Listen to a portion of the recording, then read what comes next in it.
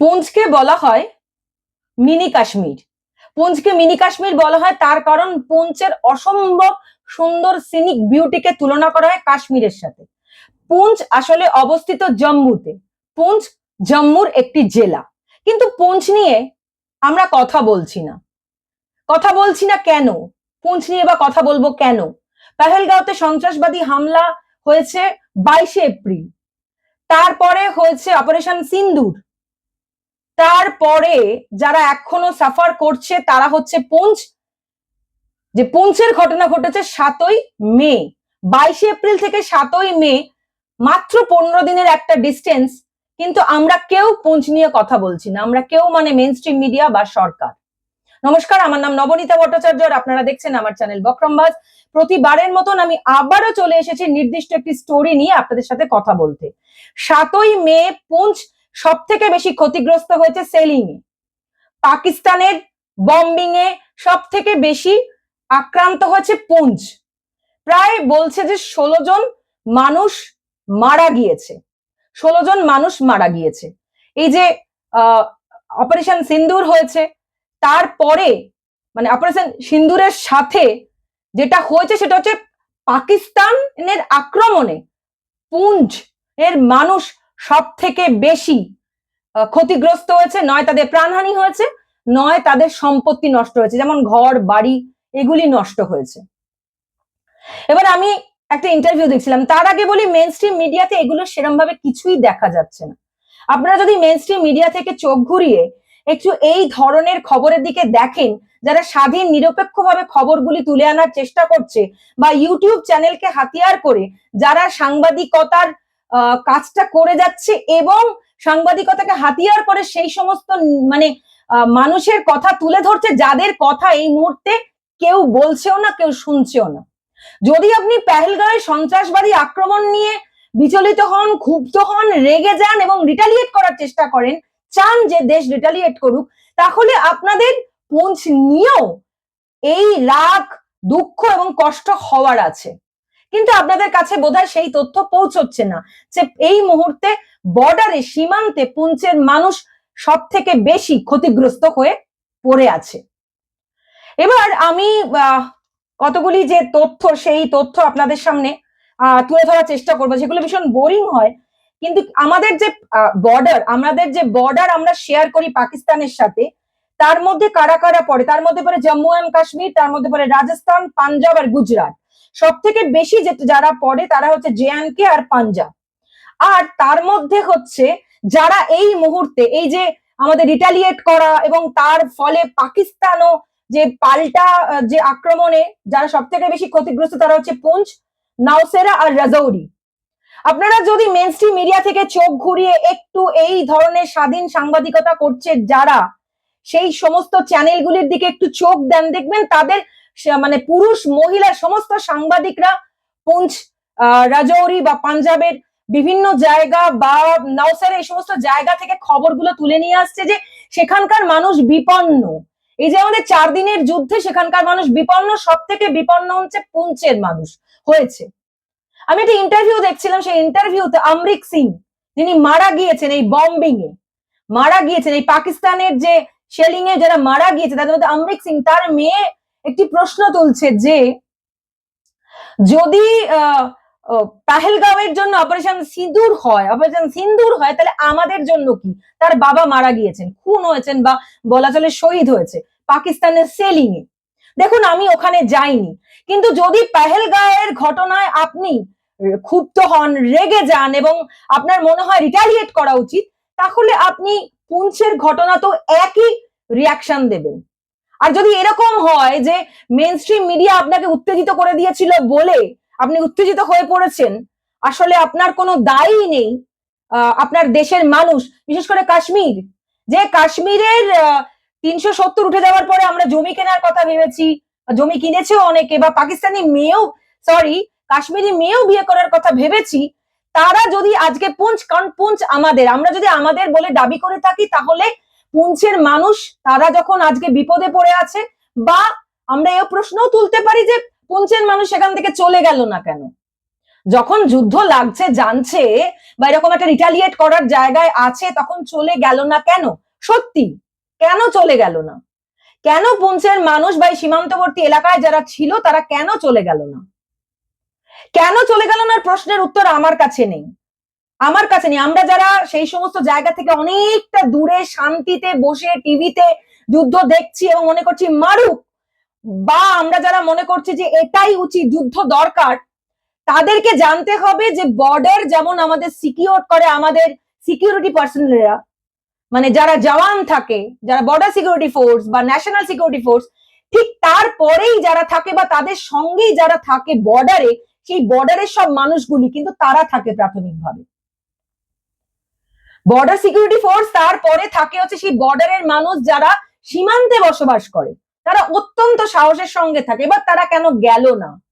তাহলে আমি একটা প্রশ্ন তুলতেই পারি যে যদি পেহেলগাঁওয়ের ঘটনায় সরকার রিটালিয়েট করার কথা ভাবে এবং আমাদের মানে রাগে আমরা স্তব্ধ হয়ে যাওয়ার পরে মনে করি রিটালিয়েট করতে হবে, তাহলে তো এই পুঞ্চের মানুষও আমাদের, হ্যাঁ, এই রাজৌরির মানুষও আমাদের দেশের মানুষ। তাহলে সেক্ষেত্রে সরকার কেন কোনো আগাম স্টেপ নিল না?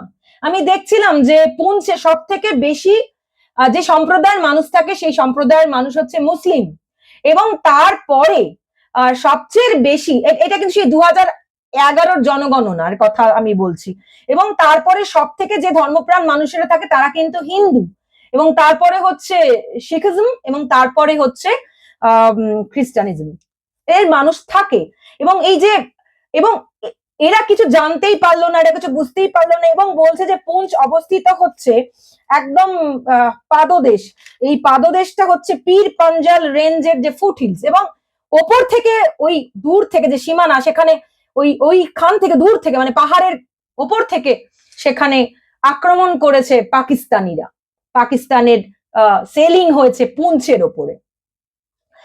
এবারে এই যে পুঞ্চের যদি জনসংখ্যা ধরেন তাহলে প্রায় 26 লাখের ওপরে, 2011 কথা বলা হচ্ছে, 26 লাখের ওপরে সেখানে থাকে। জনসংখ্যার মধ্যে ওখানে পুঞ্চ জেলা আছে, পুঞ্চ টাউন আছে, এভাবে ভাগ করা আছে।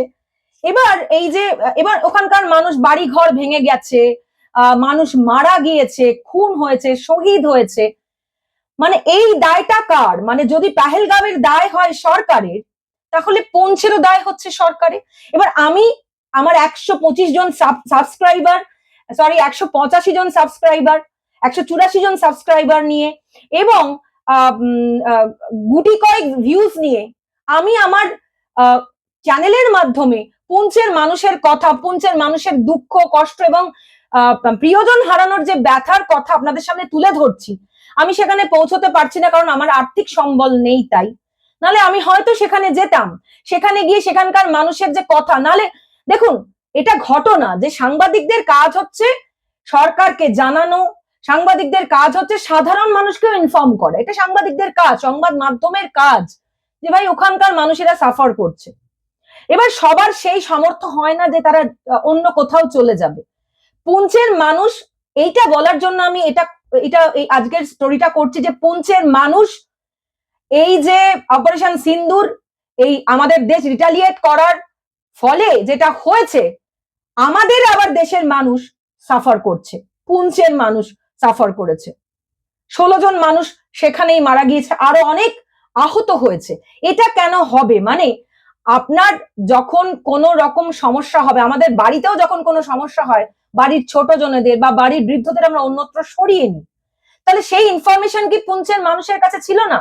সরকার কি মনে করেনি যে তাদেরকেও আগে থেকে সতর্ক করার দরকার আছে?